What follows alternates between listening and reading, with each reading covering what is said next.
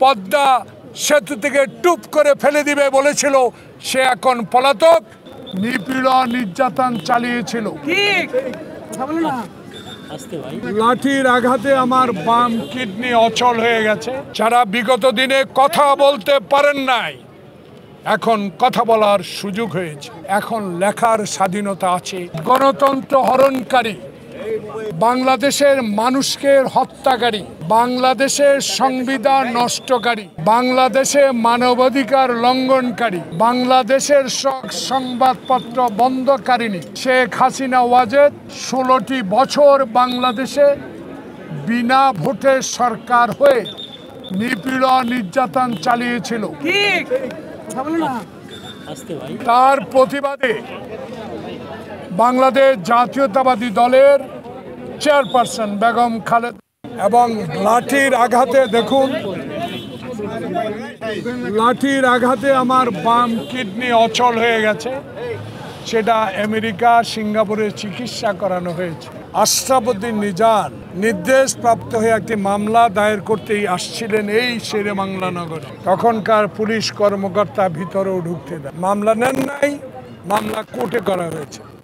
সেই মামলা তদন্ত হয়ে 3 দিনের মাথায় সেই মামলা বাতিল করে দেওয়া হয়েছে। কিন্তু দুর্ভাগ্য বন্ধুরা, যারা আমার সামনে ডানে বামে আছেন, সবাইকে আমি ব্যক্তিগতভাবে, আমি একজন রাজনৈতিক কর্মী, আমি একজন মুক্তিযোদ্ধা, অস্ত্র ধরে দেশ স্বাধীন করি। আমি শিক্ষা প্রতিষ্ঠানের ভিপি জিএস হয়ে এই পর্যন্ত এসেছি, 5 বার এমপি হয়েছি, বিরোধী দলের চিফ হুইপের দায়িত্ব পালন করেছি। মাম অত্যাচার আমি আর কোনোদিনও কোনো স্বৈরাচার সরকার করেছি কিনা দেখি। আমার বিরুদ্ধে পুলিশ বাদী হয়ে একটা মামলা করেছে, সে মামলা এখনো আমাকে হাজিরা দিতে হয়। এই হলো করুণ ইতিহাস। তাই আজকে আপনাদের প্রশ্নের উত্তর একটাই, আজকে সুযোগ হয়েছে ছাত্র সমাজের রক্তের বিনিময়ে, জনতার রক্তের বিনিময়ে দেশ গণতন্ত্রের পথে এগিয়ে যাক। আল্লাহ পাকের কাছে আমি খোকন জন্য, আবু সাইদ খোকন সহ যারা এই আন্দোলনে হাসিনার পদত্যাগকে বাধ্য করতে আন্দোলন করে যারা জীবন বিসর্জন দিয়েছেন, আজকে এই শেরেবাংলা নগর থানার সামনে থেকে তাদের জন্য আল্লাহ পাকের কাছে এই জোহরের নামাজের পরপরে দোয়া করি, আল্লাহ পাক যেন তাদের বেশ নসিব করে।